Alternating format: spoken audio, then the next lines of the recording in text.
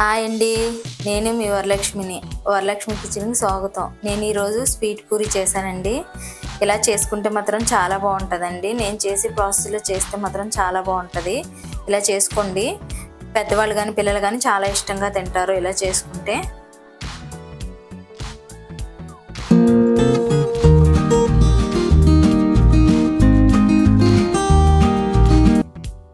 ఈరోజు నేను స్వీట్ పూరి చేద్దాం అనుకుంటున్నానండి. స్వీట్ పూరి గురించి నేను గ్లాస్ మైదా పిండి తీసుకున్నానండి.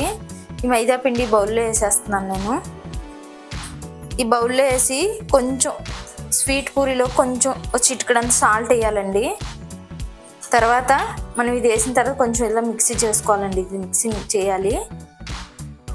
ఇలా చేసాం కదండి, కొంచెం నెయ్యి కూడా వేసుకోవాలండి. నేను 3 స్పూన్లు నెయ్యి వేస్తున్నాను.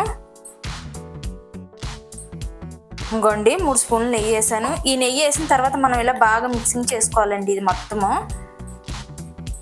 ఇంకోండి మనం నెయ్యి వేసాం కదా, ఈ నెయ్యి వేసి ఇలా చేసుకోవాలండి. ఇప్పుడు మనం ఇలా పట్టుకుంటే ఇలా ఉండలాగా రావాలండి. ఇంకో నేను కలిపేసాను. ఇందులో ఒక 1/2 స్పూను ఇలాచి పొడి వేస్తున్నానండి నేను. ఇలాచి పొడి వేసి కూడా మనం ఇలా కలిపేసుకుందాం అండి. ఇంకోండి ఇలా సాఫ్ట్గా కలుపుకోవాలి. చూడండి నేను ఎలా కలిపాను.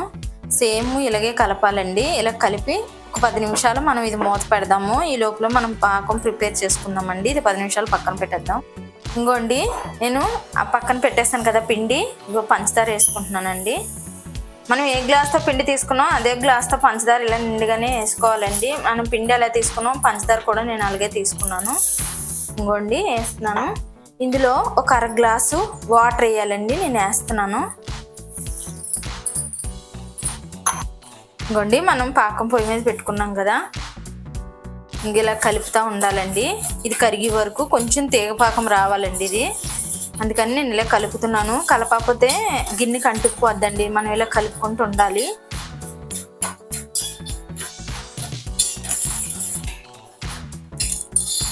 ఇంకోండి చూడండి ఇలా ఉడుకుతుంది కదా పాకం, ఇంక దగ్గరకు వచ్చేసిందండి ఈ పాకము. ఈ పాకం ఇలా ఉడికినప్పుడు మనం ఒక 1/2 స్పూను ఇలాచి పొడి వేస్తున్నానండి పాకంలో. వేసిన తర్వాత మనం కొంచెం 1 నిమిషం పాటు ఇలా కలుపుకుందాము. ఇంక పాకం అయిపోయిందండి. ఇంక స్టవ్ ఆపేస్తాను నేను. ఇంకోండి మనకి ఇంక పాకం రెడీ అయిపోయింది. ఇలా పట్టుకుంటే ఇలా చేతికి అంటుకుండి ఇలాగ వస్తే చాలండి. మళ్ళీ మనకి చిక్కగా అయితే మాత్రం పేల్చదండి. అందుకని నేను ఇలాగ ఈ థిక్నెస్తోనే పెడతాను.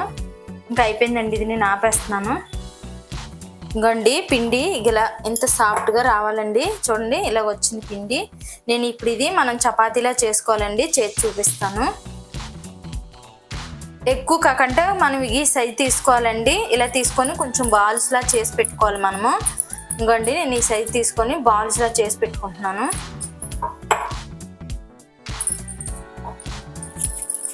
చేసేటప్పుడు కొంచెం ఇలా ప్రెస్ చేయండి. స్వీట్ పూరి మాత్రం చాలా బాగా వస్తుంది ఇలా చేస్తే. అందుకని నేను ఇలా చేస్తున్నాను చూడండి. ఇంక ఇలాగా బాల్స్ ఇలా రావాలండి. ఇంక ఇలా చేసుకోవాలండి. చిన్న ముద్దలు చేసుకొని ఇంక ఇలా చేసుకోవాలి. ఇలా చేసుకున్న తర్వాత మనము ఇది మళ్ళీ ఒకసారి ఇలా ఫోల్డ్ చేసి మళ్ళీ మనం చేయాలండి.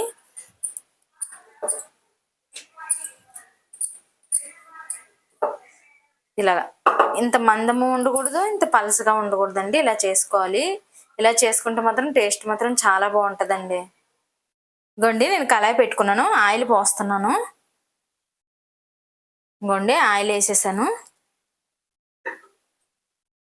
ఇంకోండి ఆయిల్ ఏడెక్కింది. నేను వేస్తున్నాను చూడండి.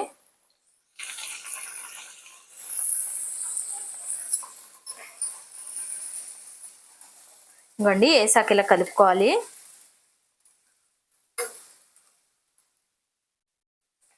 ఇంకోండి చూడండి ఎలా వస్తున్నాయో.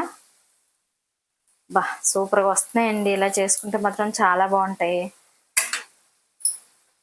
నూనె వేడెక్కే వరకు ఆయిల్ ఉంచి తర్వాత సిమ్లో పెట్టేసుకొని వేపుకోండి. ఎందుకంటే తొందరగా మళ్ళీ ఎర్రగా అయిపోతాయి కాబట్టి అందుకని.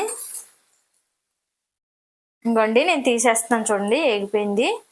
ఏగిపోయింది తీసేసి మనం వెమ్మటే పాకంలో వేసేసుకోవాలండి. నేను వేసేస్తున్నాను చూడండి.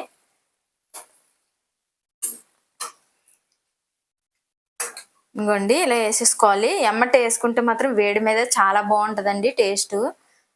ఇంగో వేసిన తర్వాత కొంచెం మనము స్పూన్తో ఇలా తిప్పుకోవాలండి. పాకం బాగా పీల్చుతుంది. ఇలాగా తిప్పుకొని పెట్టుకోవాలి. ఇలాగా చాలా బాగా పీల్చుతుందండి పాకం ఇలా చేసుకుంటే. ఇంకోండి చూడండి పాకం పూరి ఎలా వచ్చిందో. ఇంకోండి పూర్తిగా నానిపోయింది. ఇలా ఉండాలండి పాకం పూరి. తింటుంటే మాత్రం నోరు ఊరిలాగా ఉండాలి. అయిపోయిందండి నేను ఇంక ఇది